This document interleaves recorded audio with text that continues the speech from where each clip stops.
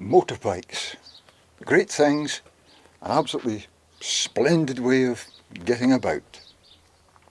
This is the one that I've got just now, and I had motorbikes when I was a teenager, but we'll maybe just put that to one side and crack on with the present day.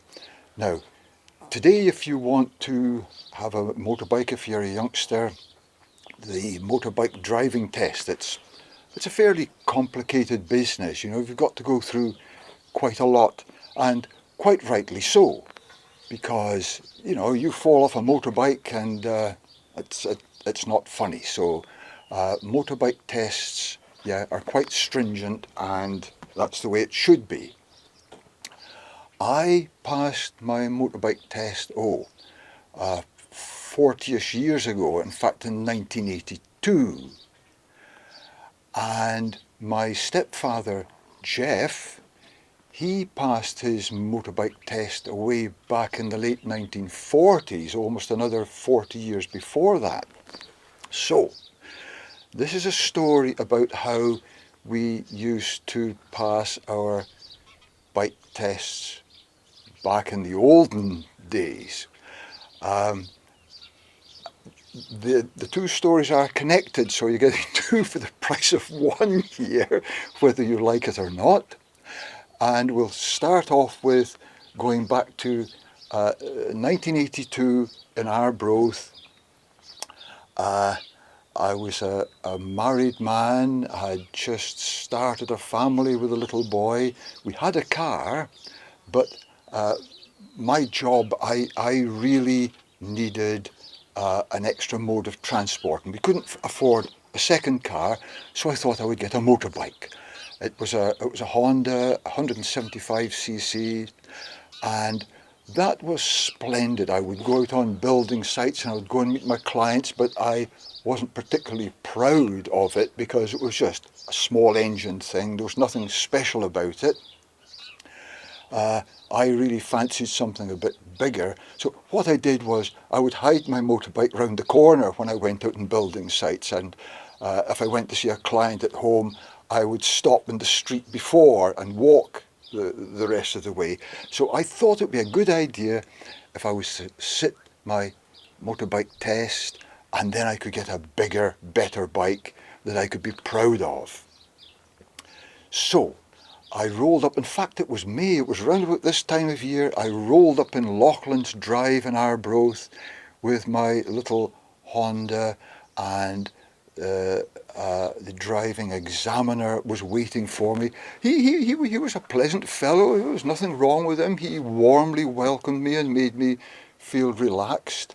But before he did anything, I was expecting to have to read a number plate, to answer a few questions on the highway code, maybe do a little bit of manoeuvring, an emergency stop, of course, essential, and a drive round the block.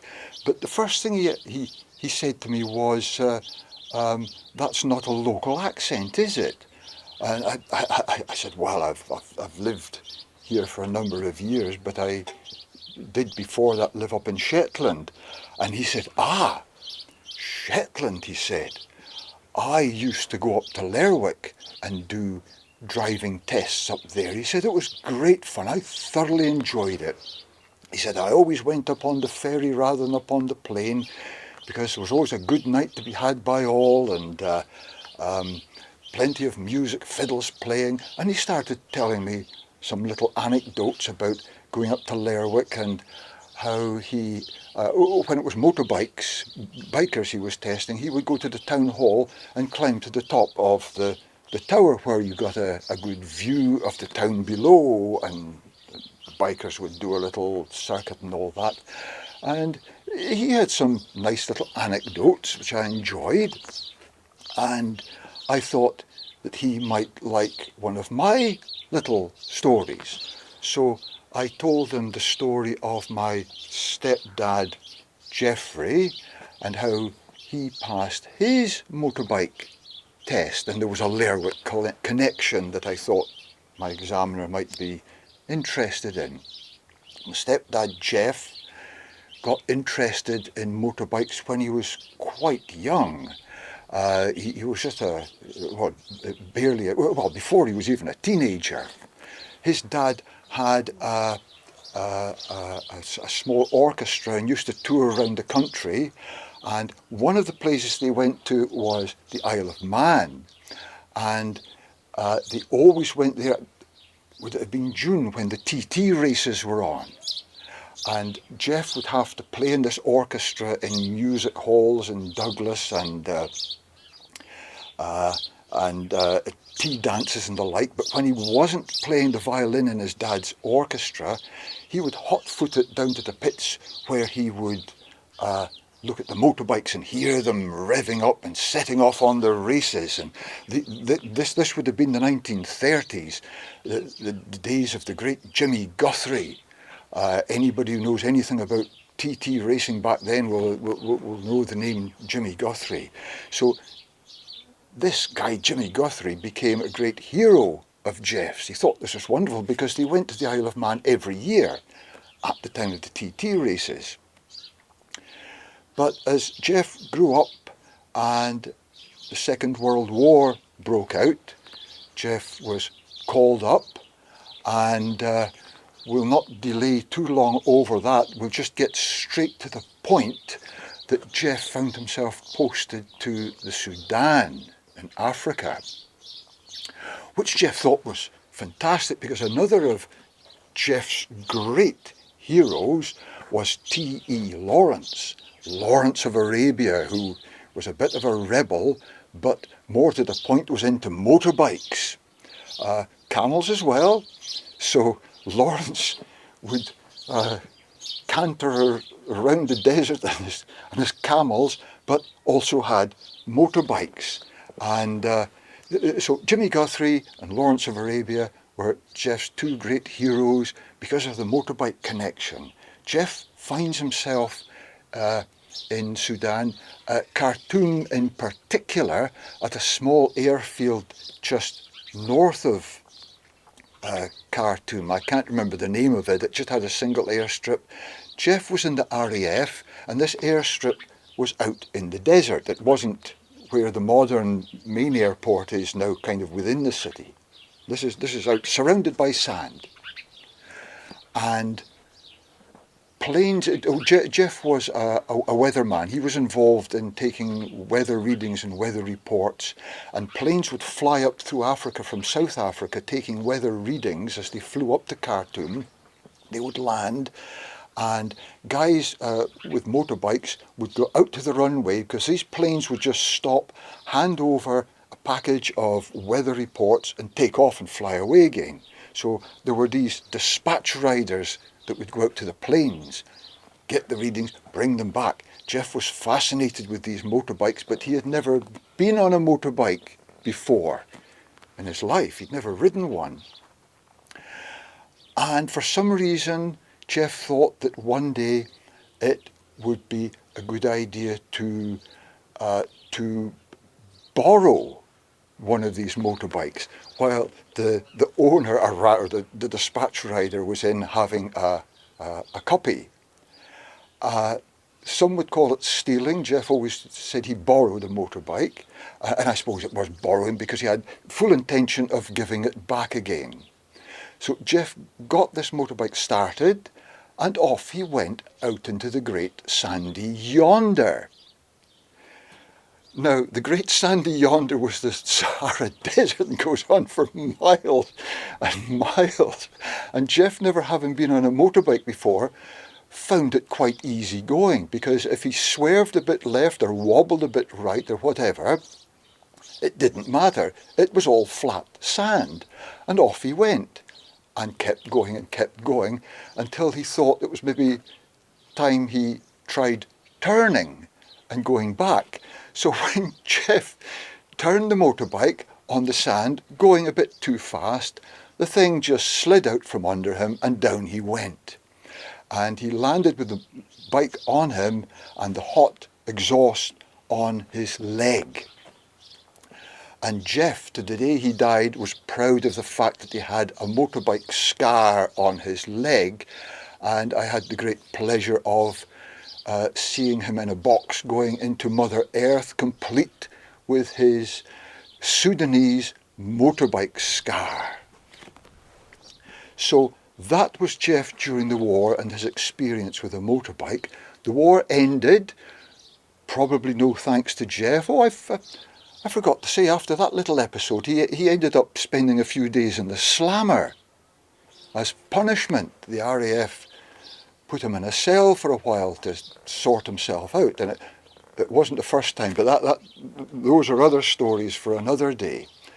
Jeff ended up coming out of the RAF at the end of the war, and because of his weather reading expertise, he got a job, a full-time job with the Met Office, and got a posting to the big weather station in Lerwick, known locally as the Wireless. And it was called the Wireless apparently because once upon a time it was a radio station. That's how it started off. Then it became a meteorological observatory. It was always known as the Wireless, and that's where Jeff got his job. And while he was there, he thought one way of getting out and about would be to get a motorcycle. And I think it was a Francis Barnett that he got. Doesn't matter. He got himself a motorcycle, and a little bit like myself, he thought it would be fine to do his test and go on to greater things. So he applied for his driving test, his motorbike test, and a guy came up from Aberdeen and did just what my friendly examiner told me about. Went to the town hall, climbed to the top of the tower, and told Jeff to do a bit of a trundle around Lerwick.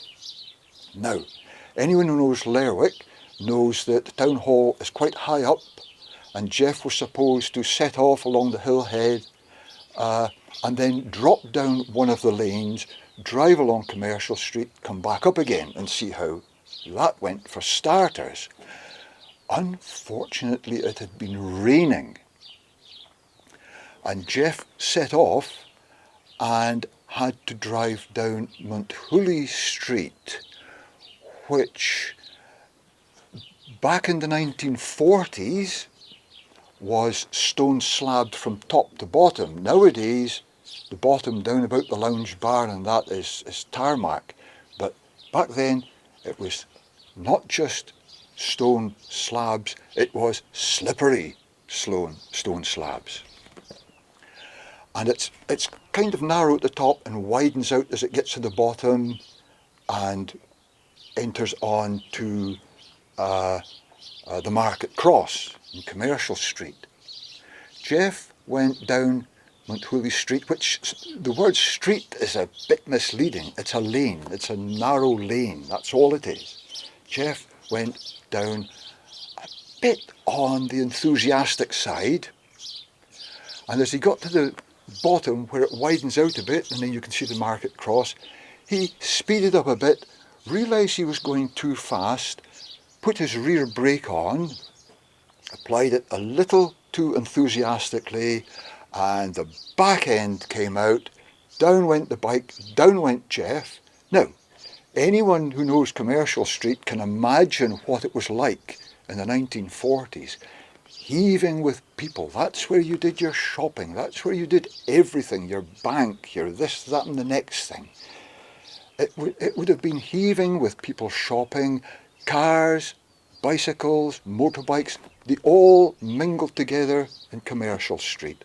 So we can imagine what the Market Cross was like as Jeff flew into it on his arse with his motorbike clattering alongside him amongst all the shoppers. That was the end of Jeffrey's motorbike test. Shetlanders are fine folk.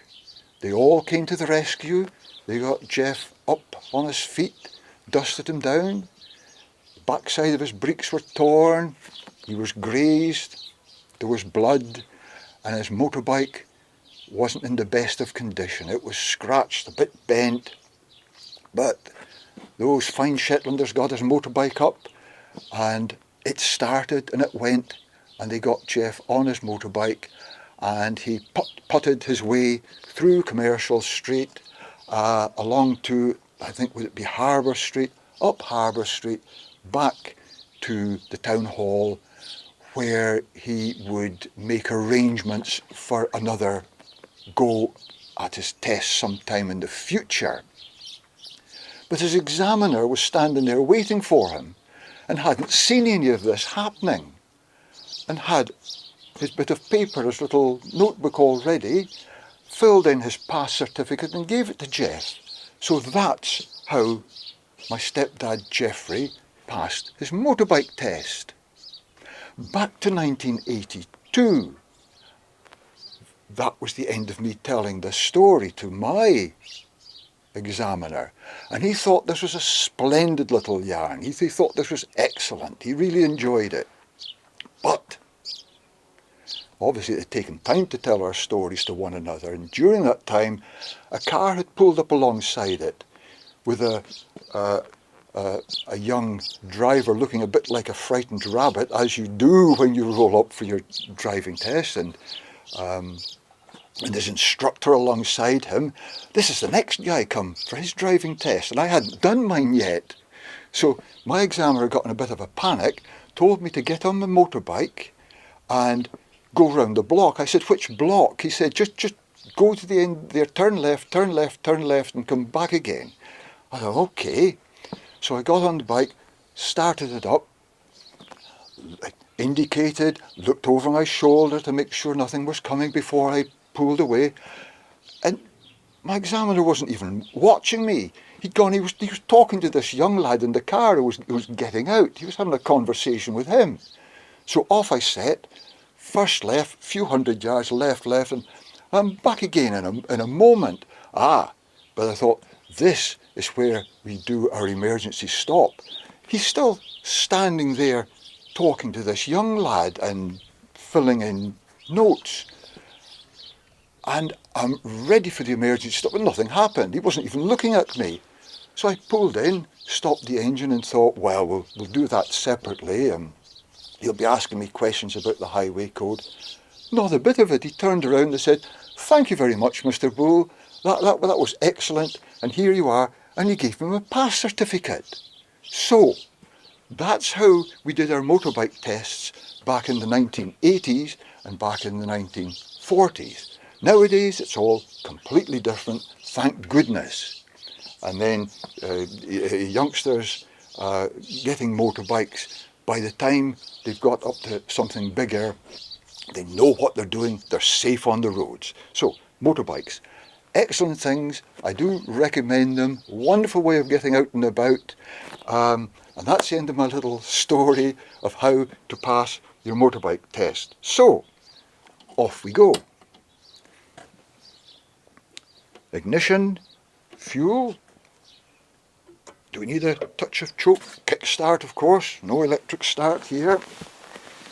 Let's see what happens.